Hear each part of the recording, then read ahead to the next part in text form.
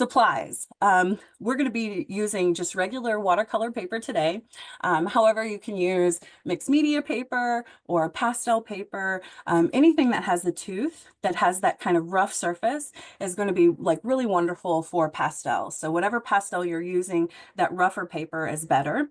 However, you can use any type of paper. If you have copy paper, sketch paper, drawing paper, anything like that will work. That rougher paper is going to be better, but any paper will work.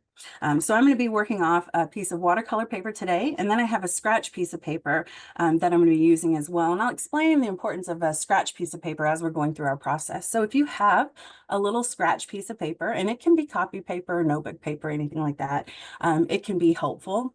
So if you have a piece of that, go ahead and pull that out. I'm also going to be demoing with two types of pastels today. I'll be using oil pastels and soft pastels. So whichever set you have accessible is good. We'll work with both of them. I know that my set has quite a few colors in it. You may have a variety of colors in yours, or you may just have that basic set of like 8 or 12 colors. Either way, we'll be able to use like whatever you have today. I'll show how to use a variety of colors and just a couple colors if all you have is just a couple. All right. We're also, I tend to use my finger to do a lot of smudging and blending, but I know not everybody likes getting their hands dirty. So if you have a tortillon, a shading stump, or a Q-tip, you can definitely bring those in and use those today as well. The object that I have that we'll be drawing today is going to be an orange. So if you have an orange, I know sometimes it's a little easier to see it in person than on a screen. So if you have an orange or an apple, an onion, a little ball, a ball ornament, any kind of round spherical shape, you can pull that out and it might be a little helpful today, but we'll be using our orange as an example for our process today. And our topic, as I shared earlier, our topic is going to be on light, value, and then we're going to be drawing kind of a still life. So this will be kind of our first attempt into drawing something, right?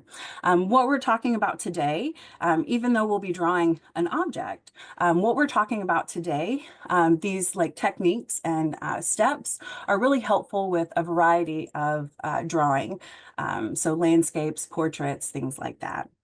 So we're going to be using that orange today. If you were part of our drawing series, this handout may look familiar and hopefully it'll be a nice refresher. But when it comes to drawing, the base, right, the basic, one of the like first things, base things, most important things is observation.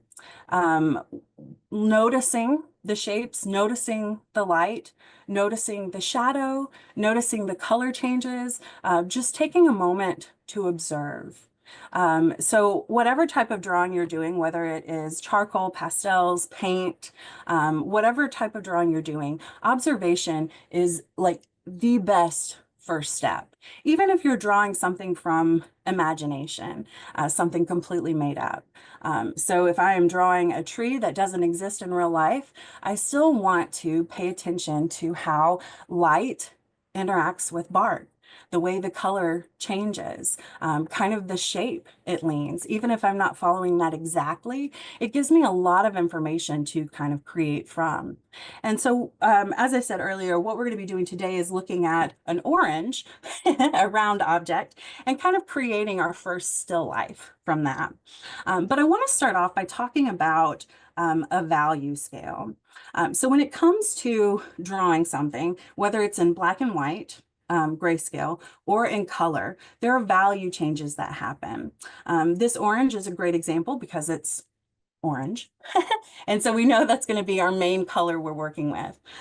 But if we take time to really look at our orange, right, at this orange, we notice there's a variety of color there, right? There's different shades, tones, values of orange. We see the highlight here. That's kind of a pale orange, almost yellow, a little white in there. We see a lighter orange, and it's gradually getting darker the further away from the light it goes, right? So I have a light coming in this direction, and you can see that darker part of my orange is right along the outside here, right?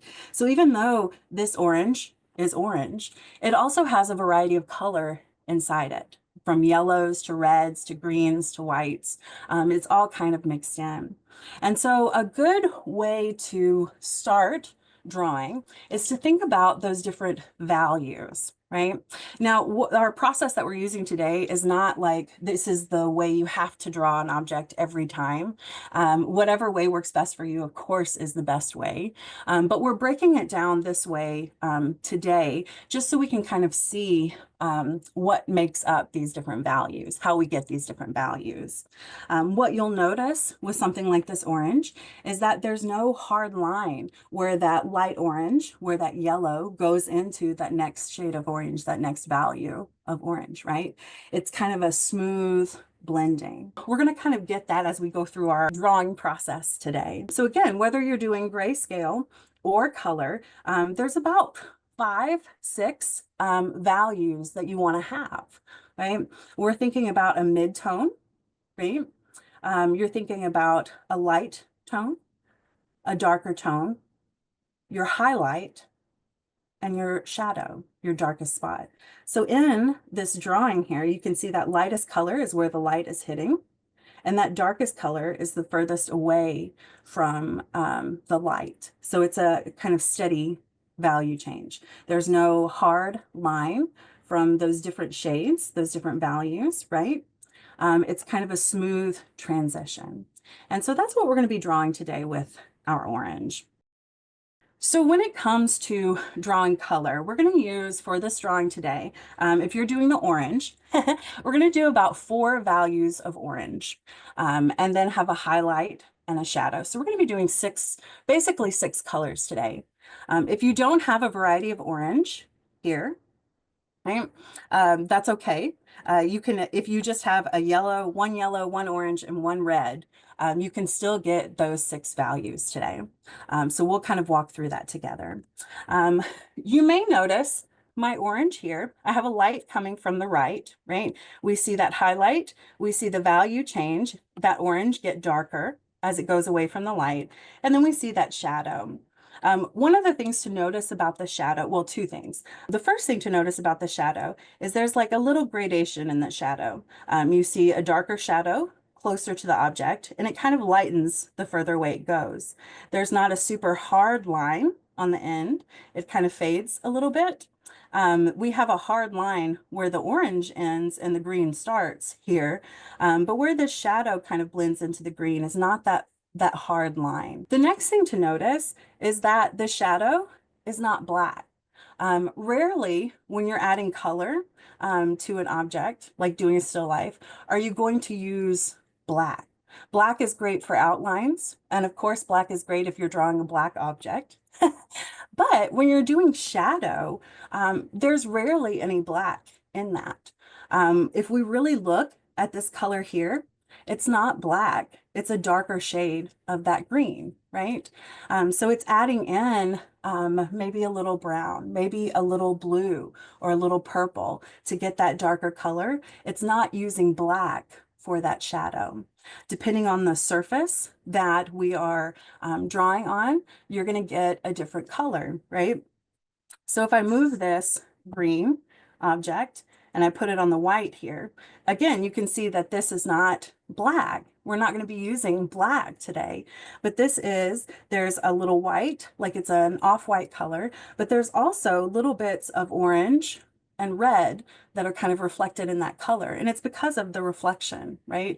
And that's a whole nother conversation we won't get into, but all this to say, observation is important. We're going to be looking closely at this orange to draw it and the shadow that comes from it, right?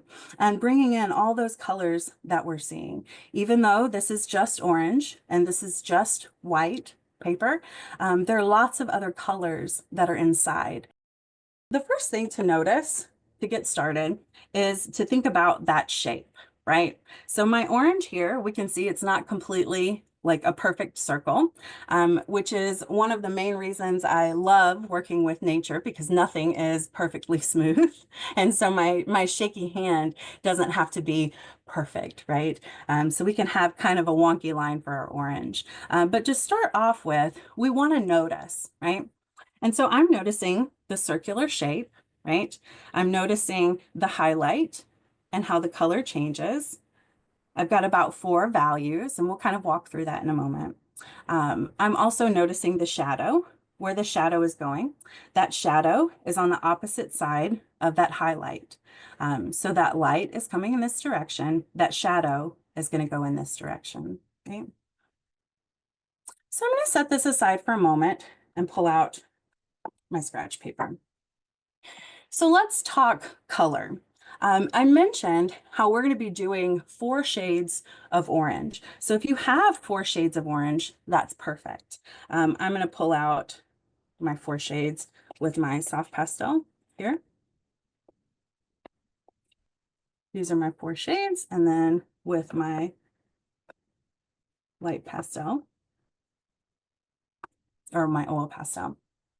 So I've got 4 shades ranging from light orange to a darker orange.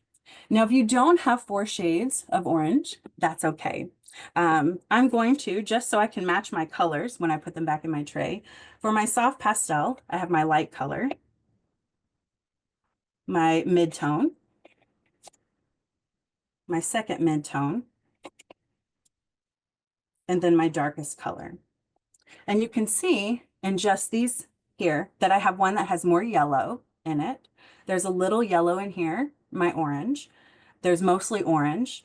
And then there's a little red in my darkest shade. So that kind of gives us that value. With my oil pastels, I'm going to do the same thing. I have my lightest color, my first mid-tone, my second mid-tone, and my darkest color. Now, if you don't have the variety, that's okay. We're going to use a yellow, an orange, and a red to create those. Right? So I'm going to take, to create my 4 values of orange, I'm going to start off with my red tone. So if you have just a red, orange, and yellow, you can try this out. So I've got my red. Okay. So what I'm going to do with my soft pastel is do an orange mark right on top, right? So what happened is that red tone, like that red color, turned into kind of an orange red. So it kind of matches this color, right? Then I can take my true orange, right? My first mid-tone. I'm going to do an orange and a little yellow. That's my second mid-tone. And then a little orange and a lot of yellow. You can see it's starting to match my tones here, right? I have the lightest, the first mid-tone, the second mid-tone, and the darkest, right? So I'm not exactly using a red, yellow, and orange, even though those are the sticks that I'm using, right? Because I'm layering, I'm getting those colors I need. Right? So know that even if you don't have that wide variety of color, you can use just these 3 colors to get those 4 tones. When we do our highlight and our shadow, we can use a white and a red or the yellow and the red to create that. But it's good to kind of go ahead and pick out those colors. So to start our drawing, we're going to start with our midtones, right? Our 2 midtones. I'm going to do a soft pastel on my right and an oil pastel on my left. So whichever one you have works well. But I'm going to start with my lightest midtone color, right? And I'm going to draw my shape. Now remember, if I'm looking at my orange here, it's that round shape.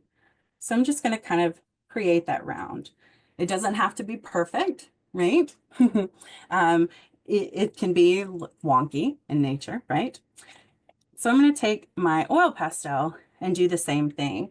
Do that mid-tone and create that circle, that light mid-tone. So in that drawing, you see the light is coming from the right. So we're going to draw our light always coming from the right here. So we have the highlight is going to be on the right side of each of our shapes. But what we're going to do, our first step, is to draw that outline, that shape, and then to add our midtones. The great thing about pastel is that you get to layer, and you get some really nice change in color with the layering. And so I'm going to start by layering my two midtones. My lightest midtone is going to be closest to the light, right? And my darkest midtone is going to be closer to that shadow. So with my soft pastel, I'm just going to take the end of my pastel and just kind of make this kind of moon shape, and then just kind of color in that top part. So that's giving me my first midtone, right? And then I'm going to go to my darker midtone and fill in that moon shape. I'm not smudging or blending yet. I'm just kind of bringing that shape in. I'm going to do the same with my oil pastel. I'm going to do my lightest tone, my lightest mid-tone, creating that moon shape because the light is coming from this direction, and then just kind of color that in. It doesn't have to be solidly colored in. We're going to do some blending and smudging, but we're just kind of filling in that space, right? And then with that darker mid-tone, filling in that moon shape. Because we're doing something that's circular, right? Everything is going to be kind of circular. There's not going to be any kind of square there. So we've got that lightest midtone closest to the light, and that darkest midtone is further away. So that's that first step, is creating that midtone. Sometimes you may find that what you're doing, you have really strong light, and so there's several midtones in there. And you can get that, like I showed making those four tones, you can get that by layering up. You don't have to have all those individual colors. So know that layering, whether you're doing oil or soft, layering is how we get that variation, right? So we start with those midtones. The next step is to do that lightest and the darkest colors. We're not doing the highlights and the shadow yet. We're still working on those midtones. And so my lightest midtone is the one that's almost yellow. It's like a yellow orange. And so what I'm going to do with my soft pastel is where that light is most concentrated, fill that in. What I want to point out is that I'm not filling it in right along the edge, right? There's a little gap of that lighter, that light mid-tone. And so what I'm going to do is just kind of create a little circle here. So you can see that circle that I have here is that lightest mid-tone. And then around that lightest mid-tone is that mid-tone, right? And then we have that darker. So I'm going to do that with my oil pastel here. Do that lightest color that's almost a yellow, it's a yellow orange, and kind of fill that in. Doing that same thing. Right? And you can see with my drawing here, I'm not adding a whole lot of color. You can see some of that paper coming through, and it's because I want to be able to blend, right? I want to be able to smudge, use some of those techniques we talked about last week. Yeah. And so now that we have the lightest and then our two middle tones, we're going to add that darker tone. So it's like the red orange that we're going to be using. Okay. So I'm just going to, instead of coloring in a shape, right, I'm just going to do that shadow, that end. We did our two midtones. Now we're doing that light and that dark. And you can see the light is kind of that circle. It's not right up against the end. And that dark is just kind of this fine line that's on that outside. Again, furthest away from that light. So what that looks like in action is taking that orange red and kind of coming along the outside. Now, with our orange, it's not all the way around. Our highlight is coming right here. So that darkest mid-tone is going to be on that opposite side, right? It doesn't go all the way around. It doesn't kind of come into the center. It's just hanging out on that edge, right? Do the same thing with my oil pastel here. Just kind of trace it along that edge, not going all the way, but just kind of making that thin mark. So what we have in our drawing now, whether it's soft or oil, what you have is kind of distinct places. Um, you have that yellow orange very clearly starts and ends. That mid-tone very clearly starts and ends. Each of those tones start and end. But what we're wanting to do now is a little smudging. And if we remember from last time, smudging is all about taking your finger, your tortillon, your blending stump, and just kind of mixing those colors together. Because we're doing a sphere, the way we blend is always going to be kind of a circular motion, right? So this is my highlight, and I'm going to use my finger, but this is my highlight. You can use whatever blending supply you have. But I'm going to start with my highlight, my lightest color, and I'm going to start doing it in a circle and gradually getting further and further out. I'm going to stay in my orange shape, right? So I'm starting with my highlight here, and I'm just kind of blending that, mixing it, kind of pulling that out. And when I get to that second mid-tone, instead of going in the circle, I'm just going to kind of go back and forth, that moon shape. Okay. So what we can see is a smoother transition from that lightest to the darkest, right? It doesn't have to be a whole bunch. It doesn't have to be back and forth. I'll show it again with the oil here. It's taking my finger or tortillon, whatever you have, and starting with that lightest light and doing that circular motion, gradually getting bigger and bigger until we get to that mid-tone, right? That crescent shape, and then it's just kind of back and forth, blending it together. So we have that smooth transition, right? There's no firm start and stop between the colors. It's kind of that smooth transition from lightest to dark, which is what we see on our orange, right? That kind of smooth transition, right? The reason we start from that lightest and work our way out to the darkest is as we're smudging, as we're mixing it in, that light color will blend into the darker color, and that darker color will kind of take over. If we started with the dark and carried it to the light, that darkest color would start hiding the lighter colors. So that's why we start with the light and work our way out to the dark. So if you decide like this one, maybe I want to blend it one more time. I'm not happy with that smooth transition. I'm not going to start at the dark.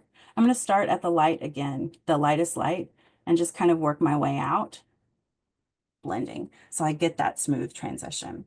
So that's kind of one thing to keep in mind as well. When you're doing that smudging, that mixing is starting with the light and working your way out. So our next step is to kind of add to everything we're going to be doing. We're going to be smudging, right? One of the things I want to mention here, the stem. I'm going to talk about the stem. You don't have to do the stem. But one of the things to notice when you're doing the stem is that it's this little divot in that orange, right? That orange, that apple, pear, you know, whatever vegetable you're using, you'll have that little divot where that stem comes out. So it's not a completely smooth surface. And one thing you'll notice is that you can see some of the back, right? Some of the back of it. It's not just the stem at the very tip top. You can see that background. And so what we're going to do is add a little bit of our darker color to this point here and blend up. And that's going to give us that shadow back here, right? Because when the light is hitting it, right, it's not hitting the inside of that divot. It's hitting the back of it. So that's where the darkest color is going to be. And again, this is about observation. So if you have an apple or orange or whatever, lemon even, take a moment, or the next time you're in a grocery store, take a moment to stop and kind of look at how that stem interacts with that vegetable or fruit, right? And notice the light, right? Where the light is hitting. So what I'm going to do, I'm going to do my orange this way so we can kind of see it, where that highlight is hitting, right? And where that stem is. So what I'm going to do is take my darkest mid-tone And I'm just going to make this little line at the top. Right, that's going to be the divot where my stem comes in. And I'm just going to take my finger and just kind of blend it up a little bit, right? So now it looks like this little hole, this little divot, right? It doesn't have to be a whole lot of drawing. I think that's what's so great about drawing is that you don't have to put in every single detail. You can do just a single line or two that give the illusion of all that detail. Sometimes when we add too many of those lines, it fills up the space and it gets too busy and it's hard to read, right? So even just doing that single line and making that one blend mark up can give us that illusion of a divot, right? So with my oil pastel, I'm going to do the same. Create that little mark line, right? And with my finger, just blend it up, right? So that gives the illusion of that divot, right? So if you want to do a stem, I'm going to talk about that. I know we don't have a stem on our orange, but I do want to talk about the stem. If you're doing a stem and a leaf, for example, one thing that you'll notice is that it's more than one color, right? Everything that you draw, everything you paint, like it's always more than one color. And a lot of that, all of that is because of the light, because of where the light is hitting. So you're going to get a variety of color. You're going to get a lot of transition of color. So even that stem and leaf, they're going to have multiple colors. And so what I'm going to do, for my drawing here, I have my 4 midtones that I picked out. I'm also going to pick out a brown and a green. Okay. A true brown and a true green, right? I'm not getting a whole lot of shades, but these 2 shades can make up, these 2 colors can make up a stem. You don't have to have like a whole variety of greens and a whole variety of browns. You can. Sometimes that makes the drawing easier, but even just using these 2 colors will give you a wonderful illusion of light and shadow. So for example, I'm going to start off with my darkest color here, my brown, to create that stem, right? And so I'm going to start at my line, right? And just kind of make that mark up, right? It doesn't have to be straight. If you notice when you see like an apple stem, or like even if an orange or tomato comes with a little stem, it's never a super straight line. It's kind of crooked and angled. So if you are like me and have shaky hands, that's perfect for this because you get like a really nice look to it. And so I'm going to do the same for my oil pastel too. Do just a typical brown, regular brown, and kind of make that mark coming from that divot that we created earlier. And then with that green, right, I'm just going to kind of, my light, again, is coming from the right side. And so that green layering on top of that brown is going to give me this nice illusion of a little bit of light, right? So it's not even a huge mark. I'm going to lift it up so we can see. It's not even a huge mark. It's just a little bit of green on that edge going up, right? So I'm going to do the same to my oil pastel. Not a whole lot, but just that little bit of green coming up will give the illusion of light. So even like when it comes to that stem, you don't have to have a dark brown and a light brown, a tan, a beige, all those colors. It's about using the colors you have and thinking about and noticing how the light hits. So that green, even though it's not brown, that green is giving me that highlight, right? So our next step after our stem is to kind of create that leaf. And the same thing with a leaf. If you have like 3 different shades of green, that's perfect. But maybe you don't. Maybe you only have 1 green, 1 brown, and 1 yellow. And that's okay. So what I'm going to do with my leaf for my soft pastel is I'm going to take my green, my true green, which is basically a mid-tone green, and just kind of create a leaf coming down. Right? And again, the great thing about pastel is that you can layer. So I'm going to take my green and just kind of fill it in. Again, not filling it in completely, like leaving some white because I want to smudge and blend. So I've got my green, which is a mid-tone green. So if you only have one green, that's perfect. If you have multiple greens, get a mid-tone green to kind of start with. I think whenever you're doing any type of color drawing, starting with mid-tone colors and then going to the dark and light can be really helpful. That mid-tone color kind of makes that nice base to draw off of. And that works with pastels. It's a little different with paint, especially depending on the type of paint you're using. But with pastels, it's nice because you can layer so nicely.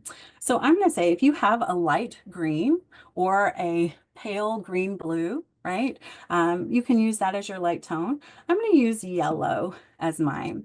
But again, we can kind of layer those colors. And when we look at a leaf, the next time you're outside or you're watering your plants, notice how the greens in a single leaf change or whatever color that leaf is. There are, again, multiple colors in that leaf, in that green leaf. So I'm going to take my yellow, thinking again about where the light is hitting that leaf. My light is coming from the right.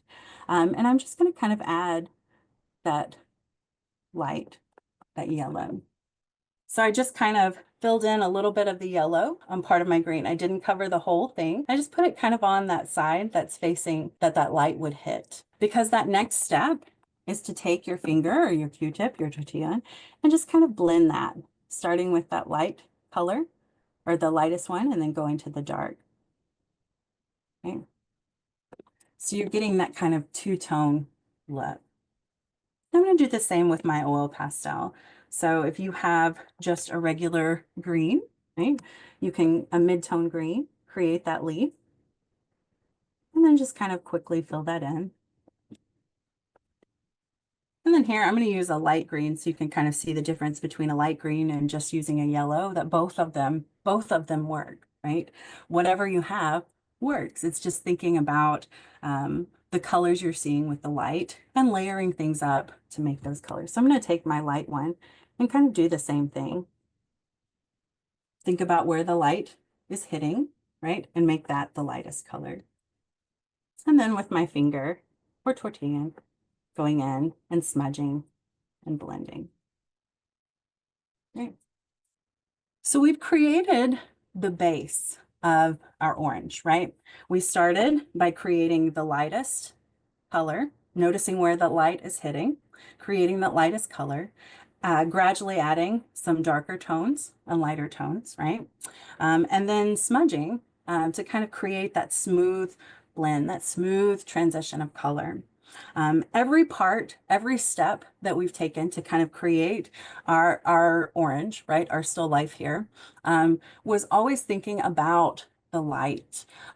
Whatever drawing you're doing, whether it is actually sketching, painting, or pastels, whichever one you're doing, the one thing you want to kind of keep in your mind all the time is where the light is, because that's going to tell you where those transitions in color are going to be.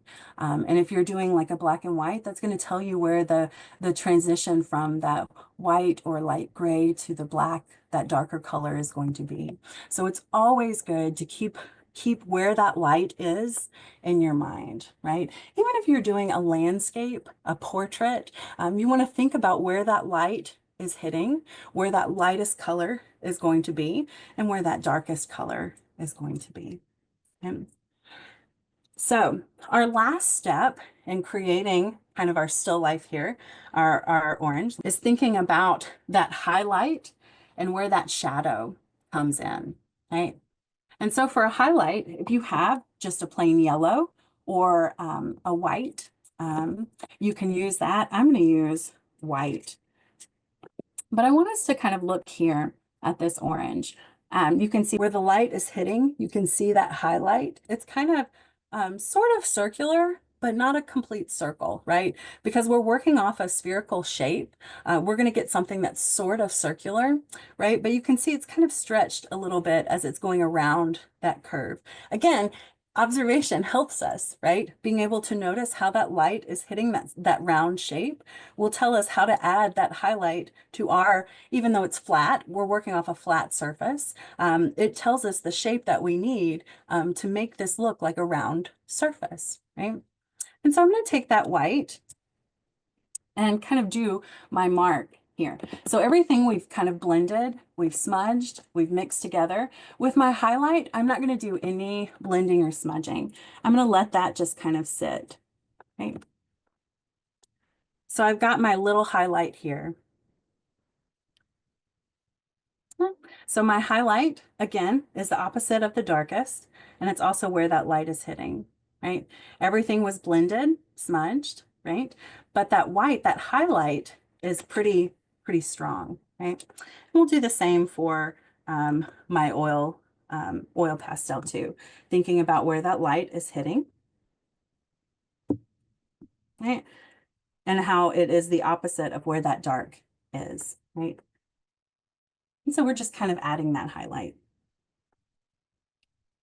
Not blending or smudging. Okay. So now we have a shape that kind of looks 3D, right? Even though we were focusing on a flat paper, right? Because we were paying attention to where that light is hitting and where that shadow is, we were able to kind of create a transition in color that gave the illusion of a round object, right? And so you notice, like with my drawing here and with the actual orange, that that highlight is not riding the edge, right? It's kind of inside a little bit. And that's what gives us that kind of nice round shape. Okay. And so the last thing we want to do is kind of add that shadow. So a good way to kind of add the shadow, the color to bring in, would be kind of like a reddish color. So I'm going to use an actual red and just kind of do the opposite, like where my light is coming in, that darkest point is going to be right here, right? So that's my shadow. It doesn't have to be a lot, it's starting, and we can just kind of blend that out, right?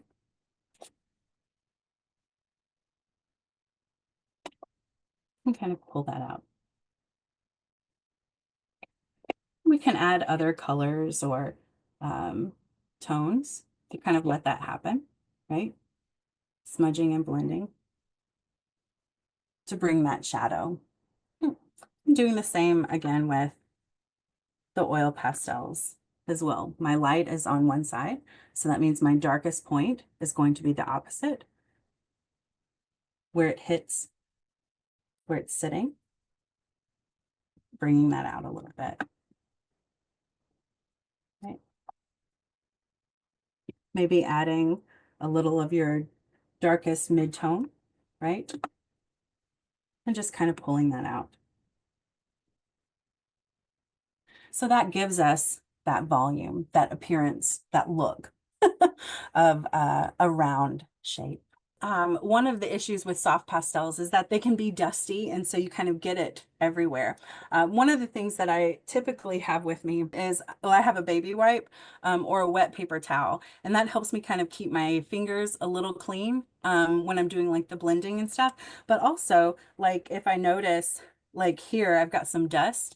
Every now and then I was kind of taking my paper over to the trash can and just kind of tapping the bottom so the dust would fall in the trash can. But you still have some dust, pastel dust that's on your paper.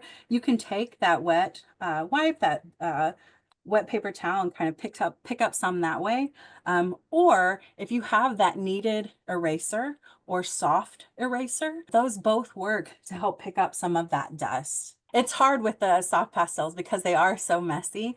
But honestly, I think that's one of the nice things about the pastels too, is they kind of get all over the place. And the truth is, when you start doing your still life, your drawing, you know, like your landscape, your portrait, you're not really leaving a white background. You're adding background color in. And so even if there's dust that starts showing up on your background, you can cover that up with other pastel. You can also use the workable fixative. So every time you kind of knock that dust off and get that surface clean, you can use that workable fixative to kind of spray.